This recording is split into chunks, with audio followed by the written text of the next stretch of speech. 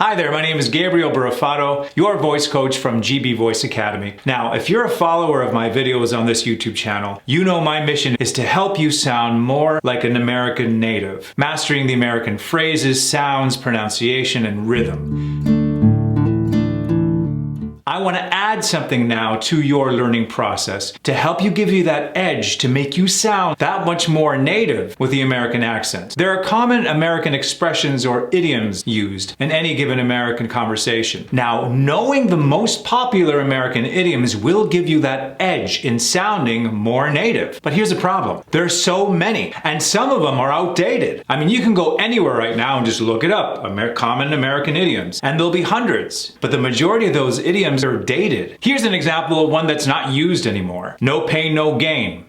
I'm sure we heard of that phrase in a lot of 1980s action movies. So what I've done for you on this video is I've gone through hundreds of American idioms and expressions, and I've condensed it down to the most popular. Also, what I'm going to do in this video is not only tell you what they are, because you could look that up anywhere. We're also going to master the expression, how to say it. What rhythm will you be using? Because you could look something up online, but it's the rhythm and the tonality of how we say these American expressions that, again, is going to give you the edge, making you sound more like a native American speaker. So stick with me, because throughout this video we're going to be going through 15 of the most popular American idioms or expressions. And at the end of this video, we're going to do a little fun quiz to see how well you were able to retain that information. Because remember, like I say in all of my videos, in order to master the American accent, it takes practice. Think of me as your personal trainer, and you're at the gym, and together we are going to work to master the American accent. And if you want to learn more about my 5-star best-selling accent reduction course, I'll leave the link here. I never know where they are. It's going to show you reviews from people all over the world and how it's changed the lives of thousands with my unique target map system. And if you're new to the channel, subscribe to my YouTube channel and hit the notification bell, because I have content like this coming out all the time. So the first expression that I want to work on is, what's up? I'm sure you hear this a lot. What's up? It's a very casual and relaxed way of a greeting. If you know the person a little more, if he's like a friend or a colleague at work, and you want to sound just a little more casual, then you would say, what's up? Well, let's use it in an example. Hey Dave, what's up? Oh, I'm great. Thanks for asking. Very casual, very relaxed, very welcoming. Now, did you pay attention to how I said that? Do you notice that there's sort of an upward swing to it? What's up? Versus what's up? That comes across as negative, and it has the opposite effect of what we want to sound like. More casual, more relaxed. Pay attention to these idioms and other ones, because they're going to be included in that fun quiz I have at the end. Let's go on to the next one. My bad. My bad. This is when we're admitting to something that we did wrong. For example, yeah, sorry, I didn't get a chance to hand in the report. My bad. Now again, do you notice how I delivered that? My bad. When it's negative, it has a tendency to go down in tone versus my bad. If we use the same tonality for what's up with my bad, it sounds off, doesn't it? Versus my bad. You're starting to hear the pattern going on here? This is the stuff that I want you to pay attention to in this video and all the other videos I have in this channel. Listen to the patterns. And if your brain is able to pick up on these patterns, it's going to make the retention process that much easier. Good job. Moving on. Same here. Same here is a casual way of agreeing with something. For example, oh man, I'm a huge fan of action movies. Same here. And again, do you notice, is that a positive delivery or negative? If it's positive, if you're agreeing to an awesome movie that you also love, same here. It goes up. Now, if it's negative, for example, man, all the wars in the world, it's really having an effect on me. Same here. Same here. So the tonality of how we say things really depends on you, what state of mind you're in, and what your intention of delivery is. If it's negative, as with the other words we're talking about, it goes down. But if it's positive, it goes up. I can't tell you how many students of mine, when I first meet them, sure, they got all these phrases down, but the delivery aspect of it throws it all off. Remember, not only do we have to master the sound of these American idioms and phrases and all these other things that I'm teaching you on this YouTube channel, but also the delivery, the rhythm. What is the appropriate rhythm and delivery in order to truly express how you feel? Moving on. You bet. This is a sort of fun way of saying you're welcome. It's another non-formal way of saying you're welcome. And you'll know what I mean when I use this as an example. For example, hey, I want to thank you for taking the time to teaching me how to use this product. You're welcome. Formal. It kind of sounds like we're separated. I'm not that close to you. But if you want to sound a little more friendly, more approachable, hey, I want to really thank you for helping me out with this project. You bet. It comes across as more intimate, more fun, more relaxed, like your guard is down, like you're more friendly. And again, is it a negative delivery or a positive delivery? How did I say it? You bet. You hear that? You bet. Good job. Moving on. No worries. This is a very warm and casual way of saying you don't need to worry about it. It's okay. Hey, I'm so sorry I can't make it to the meeting tomorrow. I just had a bad fever and I just couldn't get out of bed. No worries. Do you see how it has a warm, nurturing quality to it? Like, don't worry about it. You rest. Have some chicken soup. It's okay. No worries. There's a warmthness to it. Now, it did go down. It doesn't necessarily mean it's negative. Now, if you deliver it, no worries, then it's negative. But if there's a warmth to it, even a smile, close your eyes. Listen to this. No worries. No worries. You could hear me smile, can't you? Versus, close your eyes. No worries. No worries. You see how there's a negative connotation to that? While smiling, no worries. It brightens up that delivery. It makes it sound positive, warm, inviting. Again, it's all in the deliveries. Going on. Bummer. This is a sort of casual, relaxed way of saying, I'm sorry it didn't go our way. Sort of like expressing a disappointment that it didn't turn out the way you wanted it, right? A bummer. For example, hey man, listen, I can't make it to your anniversary party tomorrow. I'm so sorry. Bummer. I mean, it's negative in its delivery, but it still has a positive flair to it versus, oh my God, why not? How dare you do that to me? It's a sort of like a relaxed way of expressing disappointment without making your listener feel so bad about not being able to be at the anniversary party. Oh, bummer. Great job, moving on. It sucked. Basically saying that you dislike something pretty badly. For example, that new romantic comedy we saw that released yesterday?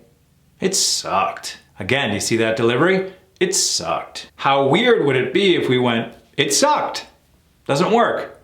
Gotta match the delivery with what you're saying. It sucked. Here's another one. Hang out. This is a way of saying, let's get together socially. For example, hey, I'm free tomorrow night. Did you want to hang out? Again, positive. You want to hang out versus you want to hang out. I don't want to hang out with anybody that delivers it like that. Hang out. Hey, you want to hang out? Let's hang out. We'll have some beers. It'll be fun. Again, positive, light, uplifting. Next one. I'm down. This is agreeing to do something. For example, hey, we're going to get together and climb that big mountain over there. You want to come? I'm down. It's agreeing with it. Sure, I'm up for it. I'm down. And you notice the ba-ba, I'm down versus I'm down. Whoa. Okay, chill out, we'll get there. So what you're noticing is that there's an opposite flow. Ba-ba, ba-ba, ba-ba. It's never da-da-da. It's never one tone. It's two tones. Again, all depending on what your intention is. A blast. This is when you're expressing that you had a really great time with a particular event. How was the party last night? Oh my God, it was a blast. We drank so much I forgot my name. And again, positive, it was a blast. Pay attention to everything that I'm teaching you here because we're gonna have a fun quiz at the end of this video and implement everything I've taught you, seeing how well you can think on your feet and come up with these expressions or idioms. We're almost done, stick around. Crash, crash. This is when you're tired of something and you kind of just wanna go to bed. Yeah, I had a long day today. I worked 12 hours straight. I think I'm just gonna crash. Meaning, I'm gonna go take a nap. I'm gonna go sleep. Is it negative? No, not necessarily. But again, it still has that ba-da-da-da. I'm gonna crash. I'm gonna crash. Versus, I'm gonna crash. There's always that da-da-da-da-dee, da-da-da-da-da. Next one, screw up. This is when you're admitting that you didn't deliver, that you did something bad. Oh man, I'm so sorry. I really screwed up that meeting last night. I just wasn't prepared. Again, negative, screwed up, versus, oh man, I really screwed up. What? Are you happy about doing a bad job? Versus, oh man, I screwed up. You're admitting to something you did wrong. It's a humble way of saying, hey man, you know what guys? I'm so sorry, I screwed up. Hopefully we don't have to use that phrase a lot. Big time. I'm sure you heard of this one, right? Big time. It's a very positive way of trying to describe somebody really going over the top, really improving on something. Big time. Now this could be negative or positive. Hey, things are gonna change around here big time. That could be negative. Like, I'm not taking this anymore. There are gonna be some big changes happening here big time. You see that negative delivery? Big time. Versus, oh man, he did really well in his test last night. He changed big time. Tata. Papa. Papa. Papa. Next one, rip off. This is when you feel that you didn't get the value you paid for. Rip off. A what? $25 for a movie ticket? That's a rip off. Again, negative, rip off. Versus $25 for a movie ticket? That's a rip off? Doesn't work. It's negative. It's something we're not pleased about. Rip off. That's a rip off. Last one, wrap up. Wrap up. Kind of like we're doing here. We're finishing off with something, whether it's a presentation or a Zoom call meeting, whatever it is, we're gonna wrap things up. It could be positive or negative depending on how you deliver it. Listen, I've had enough. We need to wrap this up. Negative. All right, well, thanks so much for coming, guys. Before we wrap up, I just wanna invite you all for coffee and cookies in the other room. Wrap up. Positive. So now that wraps up this portion of the video, but don't go anywhere. Let's do a fun quiz. It just takes just a couple more minutes. I'm gonna say a sentence, but keep the expression blank to see if you could plug in one of the American expressions we discussed here today. I'm gonna give you 3 options, A, B, or C. Here we go. My friends and I are going to the bar after work. Did you wanna, which one is it? Did you wanna hang out? Did you wanna crash? Did you want to wrap up? Which one do you think it is? If you said hang out, you're absolutely right. 1 point for you. And it's got a positive delivery. You want to hang out? Beautiful. Next one. $120 for a glass of wine? I'm sorry, man, but that's a screw up, rip off, bummer. That's right, rip off. Is it positive or negative? I'm sorry, but that's a rip-off? Negative. $125 for a glass of wine? I'm sorry, that's a rip-off. Baba. Couple more. You can't come to the wedding. Oh, what a bummer? What a blast? What a rip-off? Bummer. That's right. Oh, what a bummer.